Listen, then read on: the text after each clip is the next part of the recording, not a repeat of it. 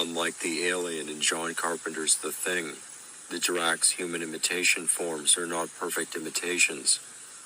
They can't reproduce the physiology of a human body. They can't even generate structures to imitate cartilage.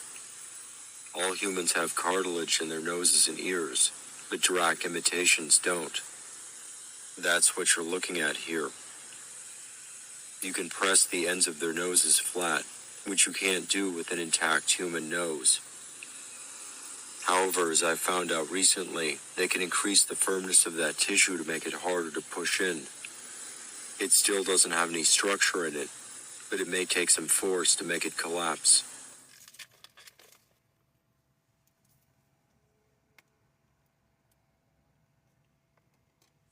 The ends of their noses can be completely bent to the side, or even folded in half, with the nostrils facing up. I haven't found an example of a folded up nose yet, but I know they can do it.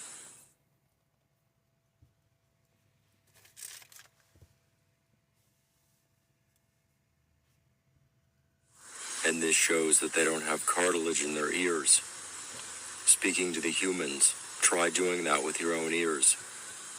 You can't pull them out that far, and they won't deform and flatten out like that. That's because your ears are cartilage, except for the lobes. It's not just a loose piece of skin hanging off the side of your head. It's a semi-rigid structure that's attached to the bone. Without it, you wouldn't have ears on the outside, or a tip on your nose. That's what gives our noses and ears their shape. These two are also doing some shape-shifting. The one on the right has expanded his lips and turned them inside out, and the one on the left has elongated her maxilla, the area between her nose and mouth.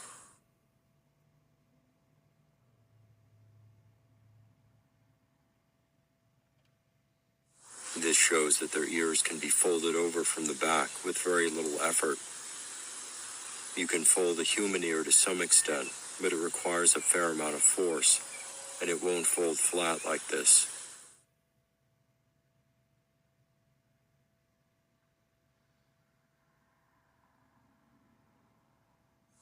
Another way to identify a Drac is to check if they have real pores with sebaceous glands. A Drac's imitation pores are just empty craters or pockets in the surface of the skin. It's nothing more than texture. You can see that here. They don't contain sebaceous glands, so when you squeeze them, nothing will come out, except perhaps water, but definitely no sebum. The easiest way to test this is by pushing up on the bottom of a nostril. If strings of white paste come out of the pores, which is sebum, that individual is a human. If not, that individual is a Drac. I've never tested this on a Drac, but I know it's true, because I can just look at them and see that they don't have real pores.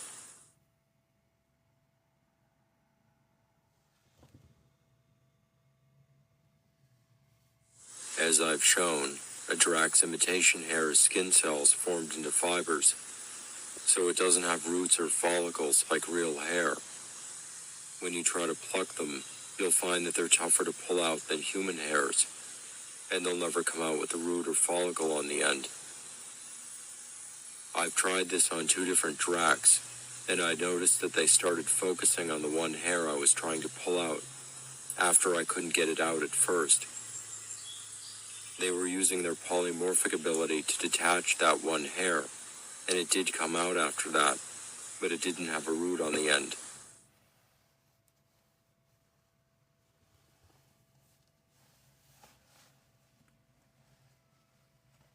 We're going to take a close look at Benjamin Netanyahu's face, and you'll see that he doesn't have real pores or hair follicles. It's clear that those are just empty pockets and craters in the skin. They don't contain sebaceous glands, so nothing will come out if they're squeezed.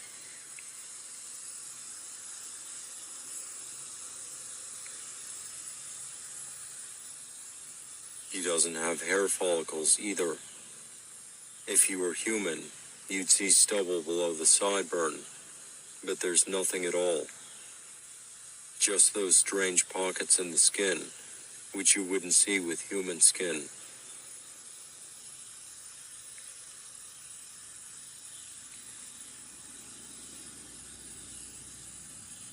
There isn't a single hair on his face. On a human, even with the closest shape possible, you're still going to see stubble, and a few hours later will already be growing out noticeably. The only way for a human to achieve this is by waxing, or going through a procedure to kill the follicles. But that's not the case here.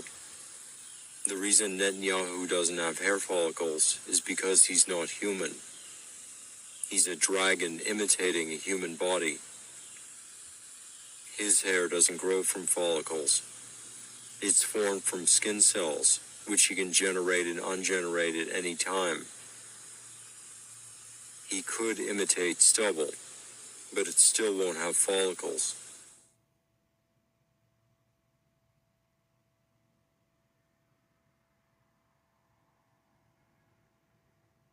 This shows that they can generate body types to imitate animals, including quadrupeds. The only question is, would they be able to adequately mimic quadrupedal movement? Even if they could imitate the form of a horse, could they run like one? Or if they imitate a flying creature, could they sustain flight just through the use of their wings? I've seen them move in werewolf imitation forms and ape-like forms, but those were semi-bipedal knuckle walkers. I've also seen them in tree imitation forms, but they were fully bipedal. I may have seen them in quadruped and winged forms, as dogs, cats, and bats, but they're more difficult to identify as common animals. Obviously, when I see werewolves and walking trees, I know that those are dracs. Dog, cat, and bird imitations would be very useful to them, so they may have codes for those as well, even if they can't perfectly mimic the movement.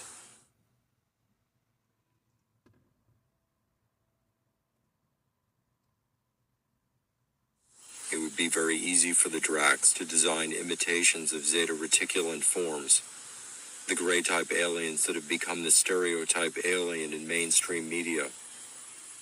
And they could create these based on their human imitation forms. Make the body smaller and thinner, less muscular.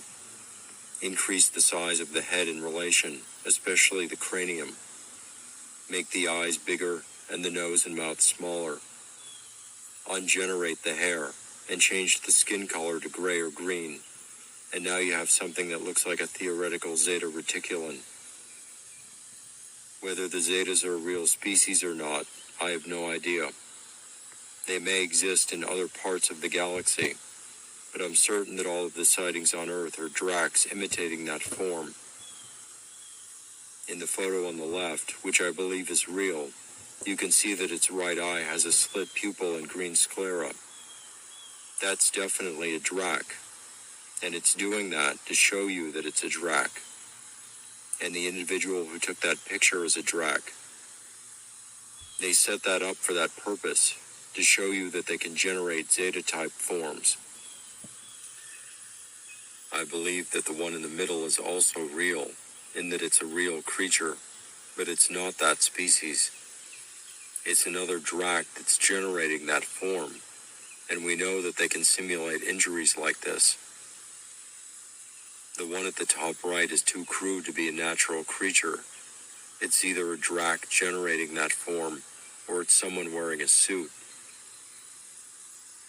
If the Zetas are a real species, then we know they've already been taken over by the dracs, because they can imitate their forms. So whenever we encounter a non-human sentient species, we'd have to determine if that's what they really are, or if they're dracs generating imitations. If they have hair but no follicles, or external ears or noses but no cartilage, then we'd know they're dracs. But if they don't have those features, it would be difficult to identify them from their basic physiology.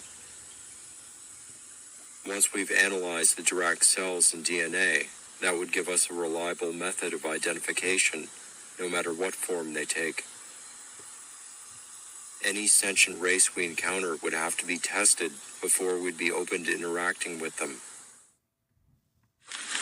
It could have imitated 1 million life forms on 1 million planets, could change into any one of them at any time. Now it wants life forms on Earth.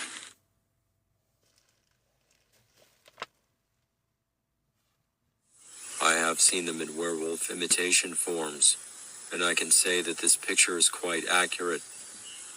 The individual that drew this is almost certainly a drac, and you can see that it'd be fairly simple for them to design this form from the native form.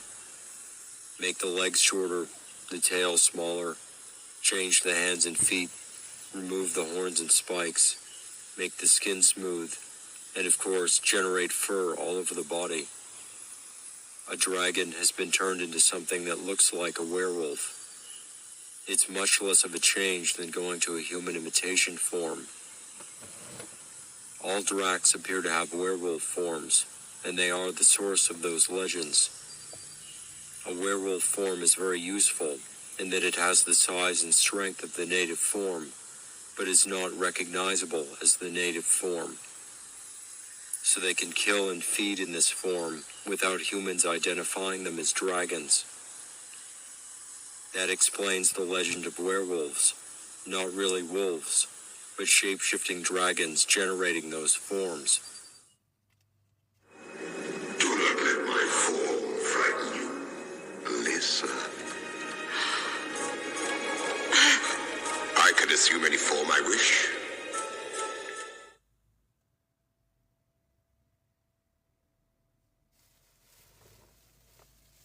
I saw these werewolf and plant imitation forms on the last day of my fast, November 2nd, 2016. That's where I was sleeping, on that bench. That morning, I tried to crawl up the trail, but I quickly became exhausted, and I couldn't move any further from this point. While I was lying here, I saw one of the werewolf imitations walk behind the bench, about 40 feet away. The rest were on the other side of the river there, either standing or pacing around. From what I could see, there were close to 20 of them, most of them on the right bank, and a few on the left. Some of them were very large, but the rest were noticeably smaller in comparison. Later, I saw a drac in tree imitation form walk by the bench in the same spot. He was very tall and thin, with relatively short arms and legs, but it didn't have many branches, just at the top, where there was a cluster of foliage. So it looked like a tapered cylinder with arms and legs, and some foliage on top. It didn't look like a real tree at all, though if it were standing back in the woods, you probably wouldn't notice it. I showed these photos earlier of them generating bark skin and branch-like structures, so you can see that it's entirely possible for them to assume treant-type forms.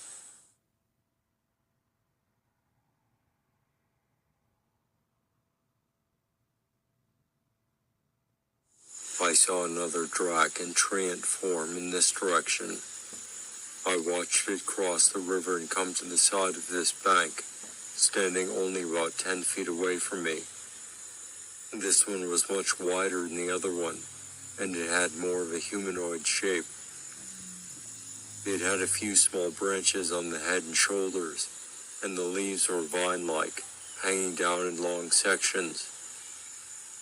I could see that it had a mouth, but I couldn't see the eyes, and it was making groaning noises, like a tree creaking in the wind. It was standing on the side of the bank, so I could only see the upper half of its body. It doesn't show that well in the photo, but the bank drops off steeply where those rocks are, down about 8 feet to the water. So based on that, I'd estimate that it was at least 10 feet tall, maybe up to 12 feet. The night before, between 11 p.m. and midnight, I began to hear large groups of people chanting and singing in the distance, which sounded like celebrations to me. A few times I heard my name called out. Earlier that night, I had tried to crawl up the trail, but I was too weak and I collapsed, though I never lost consciousness. I started hearing the singing and chanting soon after that, and there were people on the trail behind me, watching me from a distance. I also heard metal drums or gongs being struck, which had a strange reverberation to them that sounded like multiple echoes over several seconds. After about an hour or so, the human voices stopped, and then I began to hear several monstrous voices coming from different directions. They were shouting out threats against me, saying things like, "Just fucking kill him," and "Christian, we will tear you apart." They all spoke English, except for one that I couldn't understand or identify as any other human language. I believe that one was speaking Draconic. There was roaring as well, which sounded similar to the newborn's roar, but not quite as strong as that. Some of them roared for a long time though, close to 10 seconds, so they obviously have a huge lung capacity. So what you're hearing from the newborn is what their voices sound like naturally. And now I have some other examples that you can hear for yourself.